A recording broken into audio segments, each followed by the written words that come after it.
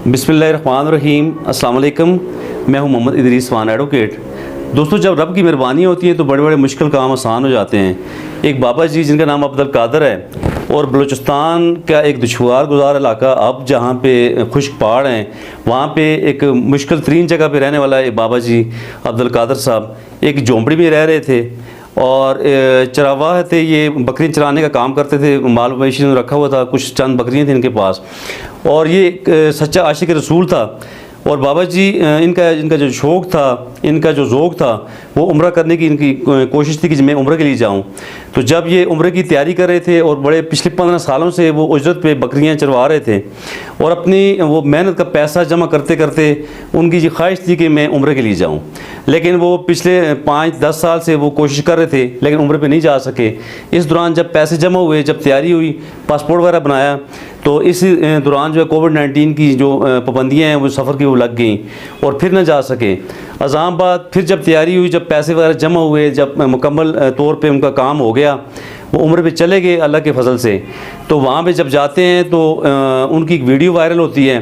कोई भी शख्स वहाँ पे उनकी वीडियो बना देता है, चूँकि उनके हाथ में असा और उनके जो कानों पे रुमाल, खूबसूरत पोशाक में ये बाबा जी जब वो चल रहे थे तो उनका चलने का स्टाइल और उनका जो लिबास था वो लोगों को पसंद आ गया।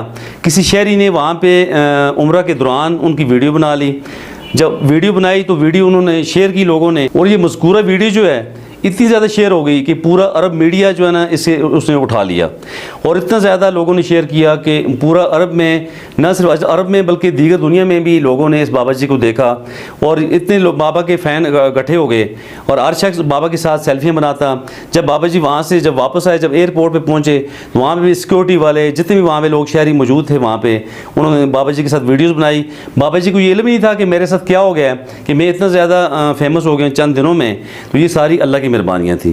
याद रखें दोस्तों, जब हमारा यकीन होता है अपने रब पे, जब हमारा शौक़ होता है, जब हमारा ज़ौक़ होता है, जब हमारे इरादे मुसम्मम होते हैं, तो फिर अल्लाह हमारी मदद करते हैं। वो हमारे लिए मुश्किल काम आसान हो जाते हैं। जब रब की मेहरबानी होती है हमारे लिए बड़े बड़े काम आसान हो जाते हैं। तो इसलिए हमने हमेशा उम्मीद का दामन नहीं छोड़ना चाहिए। हमें कभी भी नाउमीद नहीं होना चाहिए। ये बाबा जी को कोई इल्म ही नहीं था कि बाबा जी एक झोंपड़ी में रह रहे थे, कि उनका एक शौक़ था उम्रा का, और उम्रा करने के बाद इतना बड़ा उनका नाम बन गया कि अभी जो अरब के शाही ख़ानदान है वो बाबा जी को ऑफ़र कर रहे हैं कि वो हमारे साथ आप आज करें। आज की ऑफ़र भी उन्हें अरब के ख़ानदानों से हो चुकी है। तो कितनी बड़ी बात है। तो ये सारी अल्लाह की मेहरबानी है।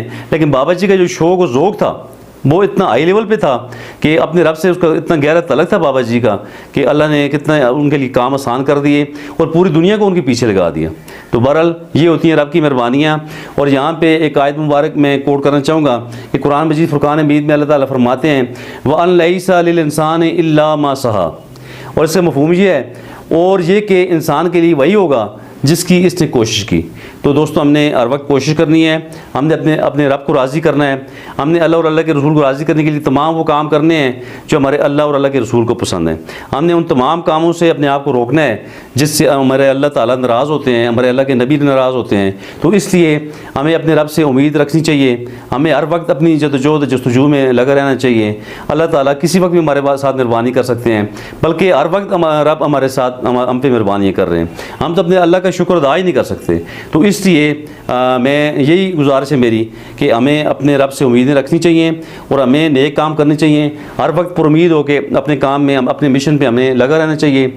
और किसी वक्त भी हमारे रब की हम पे मेहरबानियाँ बेशुमार हो सकती हैं।